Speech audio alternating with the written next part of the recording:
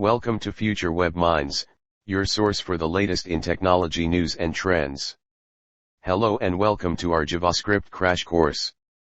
My name is Kaira, and in this video, we're going to be diving into the basics of JavaScript programming. Whether you're new to coding or just looking to brush up on your skills, this crash course is the perfect way to get started. In this video, we're going to cover everything you need to know to start writing your own JavaScript scripts. We'll be going over variables, data types, operators, conditional statements, loops, functions, and more. We'll also be giving you real-world examples and exercises to help you understand the concepts better. The best part is, you'll be able to master the fundamentals of JavaScript programming in under an hour. So, whether you're a beginner or an experienced developer, this video is designed to help you learn quickly and easily. So, grab your favorite beverage, get comfortable, and let's get started. In this video, we'll be covering the basics of JavaScript programming in a crash course format. By the end of this video, you'll have a solid understanding of the fundamental concepts of JavaScript and be able to start writing your own scripts. First, let's talk about variables. In JavaScript, variables are used to store data. They can be used to store numbers, strings, booleans and objects. You can create a variable by using the var, let or const keyword. For example, you can create a variable called name and assign it a string value of call_i. Let name equals call_i. You can also change the value of the variable later on. Name equals Mary. Next, let's talk about data types. Data types in JavaScript include strings, numbers, booleans, and objects. A string is a sequence of characters, enclosed in quotes. For example, hello world. A number can be an integer or a floating point value. For example, 25 or 3.14. A boolean is a data type that can only have two values, true or false. For example, a variable called isStudent can have the value of true or false. Objects are a collection of properties and methods. For example, you can create an object called person with properties such as name and age, and a method called introduce. Let person equals name, call_i. Age, 25. Introduce, function. Console.log, hello, my name is plus this.name plus and I am plus this.age plus years old. It's also important to note that JavaScript is a loosely typed language. This means that JavaScript will automatically detect the type of data a variable holds.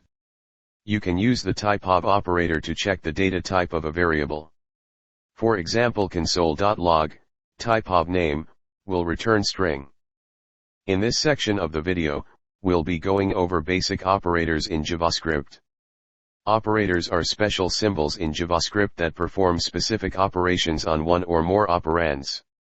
There are several types of operators in JavaScript, including arithmetic, assignment, comparison, and logical operators. Let's start with arithmetic operators. These include operators such as addition, plus, subtraction, multiplication, asterisk, division, slash, and modulus, %. For example, you can use the addition operator to add two numbers together. Let x equals 5. Let y equals 9. Let result equals x plus y, / result will be 14. You can also use the subtraction operator to find the difference between two numbers. Let result equals y, x, / result will be 4. Next, let's talk about assignment operators. These operators are used to assign a value to a variable. The most common assignment operator is the equal sign, smiley face, but there are also other operators such as the addition assignment, plus equals, subtraction assignment, dash equals, and so on. For example, you can use the addition assignment operator to add a value to a variable and reassign the result to the same variable. Let x equals 5. X plus equals 2, / x will now be 7. Comparison operators are used to compare two values and return a Boolean value of true or false. These include operators such as greater than, less than, equal to, equals, and so on. For example, you can use the greater than operator to check if one value is greater than another. Let x equals 5.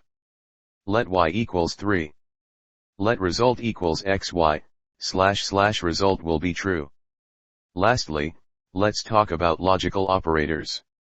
These operators are used to combine multiple conditions in a single statement. The most common logical operators are and, or, and not. For example, you can use the AND operator to check if two conditions are true. Let x equals 5. Let y equals 3. Let result equals x2, and y10, / result will be true. In this section of the video, we'll be diving into conditional statements in JavaScript. Conditional statements, also known as control flow statements, are used to make decisions in your code based on certain conditions.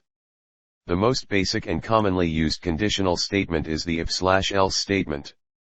An if statement checks if a given condition is true, and if it is, the code inside the if block will be executed. For example, you can use an if statement to check if a variable is greater than a certain value. Let x equals 5. If x3. Console.log, x is greater than 3. If the condition is false, the code inside the if block will not be executed. The else statement is used in conjunction with the if statement, and it's executed when the condition of the if statement is false. For example, let x equals 2. If x3. Console.log, x is greater than 3. Else. Console.log, x is not greater than 3. In the above example, the code inside the else block will be executed because the condition x3 is false. You can also use the else if statement to check multiple conditions. For example, let x equals 2. If x3. Console.log, x is greater than 3. Else if x3. Console.log, x is less than 3. Else. Console.log, x is equal to 3. In this example, the code inside the first else if block will be executed because the condition x3 is true. Conditional statements are an essential part of programming and are used to control the flow of your code and make it more dynamic and interactive.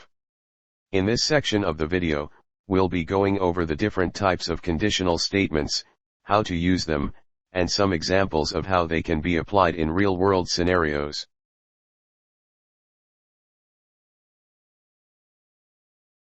In this section of the video, we'll be diving into loops in JavaScript. Loops are used to execute a block of code multiple times, based on a specific condition. There are several types of loops in JavaScript, including for, while, do while, and for of loops. The for loop is used to iterate over a specific number of times. The for loop has three parts: the initialization, the condition, and the increment. For example, you can use a for loop to print the numbers from 1 to 10. For, let I equals 1, I equals 10, I++. Console.log, I. The while loop is used to execute a block of code while a certain condition is true. For example, you can use a while loop to print the numbers from 1 to 10. Let I equals 1. While, I equals 10. Console.log, I. The do while loop is similar to the while loop, but the block of code will be executed at least once, before checking the condition. For example, you can use a do while loop to print the numbers from 1 to 10. Let I equals 1. Do. Console.log, I. While, I equals 10. The for of loop is used to iterate over the elements of an array or an object. For example, you can use a for of loop to print the elements of an array. Let numbers equals 1, 2, 3, 4, 5. For, let number of numbers. Console.log, number. Loops are an essential part of programming, and they can save you a lot of time and effort when it comes to repeating a certain task multiple times. In this section of the video, we'll be going over the different types of loops, how to use them, and some examples of how they can be applied in real-world scenarios. In this section of the video, we'll be diving into functions in JavaScript. Functions are blocks of code that can be executed multiple times, and they can take inputs and return outputs. Functions are a key concept in programming, and they allow you to organize your code and make it more readable and reusable. To create a function in JavaScript, you can use the keyword function followed by the function name and a set of parentheses. For example, you can create a function called greet that takes a name as an input and returns a greeting. Function greet, name. Return hello, plus name. You can also use the shorthand arrow function. Const greet equals, name, equals. Return hello, plus name. You can call a function by its name followed by a set of parentheses, and any input values that the function needs, called arguments. For example, let greeting equals greet, call I, / greeting will be hello, call I. Functions can also be assigned to variables and passed as arguments to other functions, known as higher-order functions.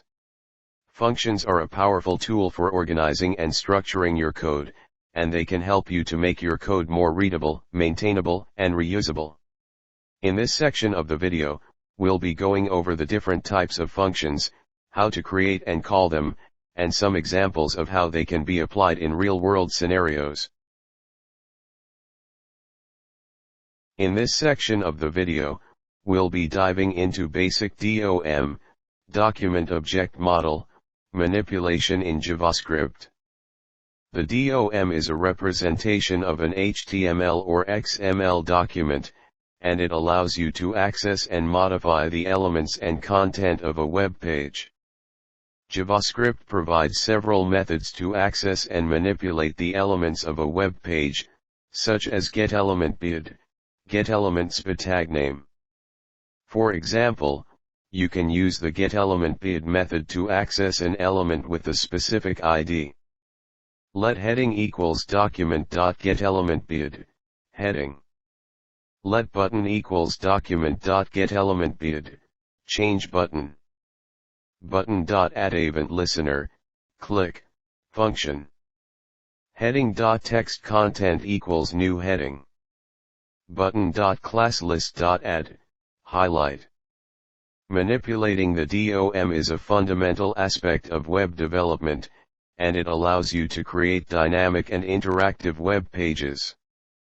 In this section of the video, we'll be going over the different methods to access and manipulate elements of a web page, how to use them, and some examples of how they can be applied in real-world scenarios. In this section of the video, we'll be diving into JavaScript events. Events are actions or occurrences that happen in the browser, such as a user clicking a button, hovering over an element, or submitting a form. JavaScript allows you to respond to these events and perform certain actions in response. JavaScript provides several methods to add event listeners to elements, such as addEventListener and onClick. For example, you can use the addEventListener method to add a click event to a button. Let button equals document.getElementBid, alert button. Let form equals document.getElementBid, form. Button.addEventListener, click, function. Alert, button clicked. Form.addEventListener, submit, function, event. Event.preventDefault. Let name equals document.querySelector, input, .value. Alert, hello, plus name. JavaScript events are a powerful tool for creating interactive and dynamic web pages. In this section of the video we'll be diving into JavaScript events. Events are actions or occurrences that happen in the browser, such as a user clicking a button, hovering over an element, or submitting a form. JavaScript allows you to respond to these events and perform certain actions in response. We'll be going over different types of events, how to add and remove event listeners, and how to use event object properties and methods. We'll also be providing real-world examples and exercises to help you understand how to use events to make your web pages more interactive and dynamic.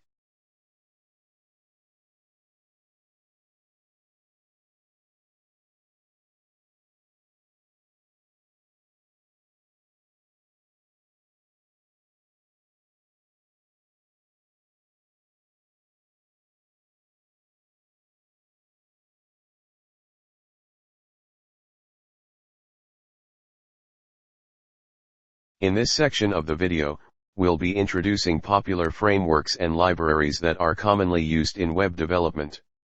These frameworks and libraries are designed to make it easier and more efficient to create complex web applications and improve developers' productivity.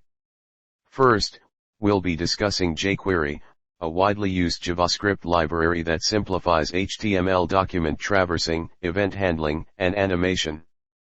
It's a fast, small, and feature-rich library that makes it easy to use JavaScript on your website. Next, we'll be discussing React, a JavaScript library for building user interfaces. React allows you to build reusable UI components and manage the state of your application, making it easier to build complex and dynamic web applications. Lastly, we'll be discussing Angular, a popular JavaScript framework for building web applications. Angular provides a powerful set of tools for building large-scale and complex applications, including a powerful template system, two-way data binding, and a built-in dependency injection system. In conclusion, in this video we covered the fundamentals of JavaScript programming, including variables and data types, basic operators, conditional statements, loops, functions and DOM manipulation. We also touched on popular frameworks and libraries such as jQuery, React and Angular. With this knowledge, you should have a strong foundation in JavaScript and be able to start building dynamic and interactive web pages. Remember, this is just the beginning and there's much more to learn about JavaScript and web development. Keep practicing and experimenting with different concepts, and don't be afraid to seek out additional resources and tutorials. Keep coding. Thank you for watching. Please subscribe or make a good comment, and I'll see you in the next video.